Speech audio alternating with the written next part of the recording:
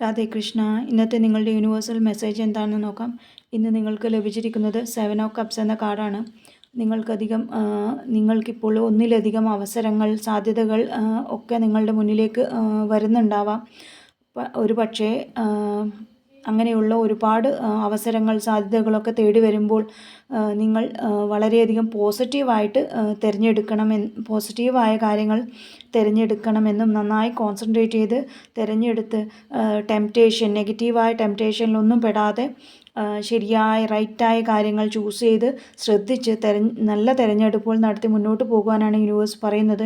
അങ്ങനെ പോസിറ്റീവായി നന്നായി ഫോക്കസ് ചെയ്ത് ഒരു ലക്ഷ്യം തിരഞ്ഞെടുത്ത് മുന്നോട്ട് പോകുമ്പോൾ എന്ത് ഗൈഡൻസ് ആണ് യൂണിവേഴ്സ് തരുന്നതെന്ന് ചോദിച്ചപ്പോൾ വന്നത് 8 ഓഫ് വാണ്ട്സ് എന്ന കാർഡാണ്. നിങ്ങൾ ഏത് മേഖലയാണോ ലക്ഷ്യമിട്ടത്, എന്തിനാണോ ലക്ഷ്യമിട്ടത്, അതിലേക്കുള്ള മൂവ്മെൻറ്റ് നിങ്ങൾക്ക് ആ മേഖലകളിലേക്കുള്ള മൂവ്മെൻറ്റ് വേഗം നടക്കുമെന്നും അത് ഒരു ലക്ഷ്യമാക്കി നിങ്ങൾക്ക് മുന്നോട്ട് പോകാൻ കഴിയുമെന്നുമാണ് പറയുന്നത്. അതിന് നന്നായി ഒന്ന് പ്രിപ്പയർ ചെയ്ത് നിങ്ങൾക്ക് ഒരുപക്ഷെ ഒരുപാട് കഠിനാധ്വാനം ചെയ്യേണ്ടി വന്നേക്കാം.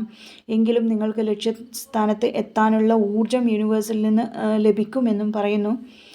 ചിലപ്പോൾ കാര്യങ്ങൾ വേഗത്തിലാക്കാൻ നിങ്ങൾക്ക് ദൂരയാത്രകൾ ചെയ്യേണ്ടി വന്നേക്കാം. എന്നിരുന്നാലും അങ്ങനെ വേഗത്തിൽ തടസ്സങ്ങളെയൊക്കെ അതിജീവിച്ച് ലക്ഷ്യത്തിലേക്ക് മുന്നേറുമ്പോൾ എന്ത് ശ്രദ്ധിക്കണം, എന്ത് ആക്ഷൻ എടുക്കണം എന്ന് ചോദിച്ചപ്പോൾ വന്നത് പേജ് ഓഫ് പെൻറ്റക്കിൾസ് എന്ന കാർഡാണ്. ഇനിയും നിങ്ങൾക്ക് ഭൗതികമായ പുതിയ അവസരങ്ങളും തുടക്കങ്ങളും ചെയ്യാനുള്ള ഐഡിയകളൊക്കെ ഉണ്ടാവുമെങ്കിലും സാമ്പത്തികമായി വളരെയധികം ശ്രദ്ധിക്കണമെന്നും ആ യാത്രയിലെ വെല്ലുവിളികളെയൊക്കെ നന്നായി ശ്രദ്ധിച്ച് ധൈര്യത്തോടെ ഭൗതിക കാര്യങ്ങളൊക്കെ ശ്രദ്ധിച്ച് ശ്രദ്ധാപൂർവം മുന്നോട്ട് പോകാനാണ് യൂണിവേഴ്സ് പറയുന്നത്. താങ്ക്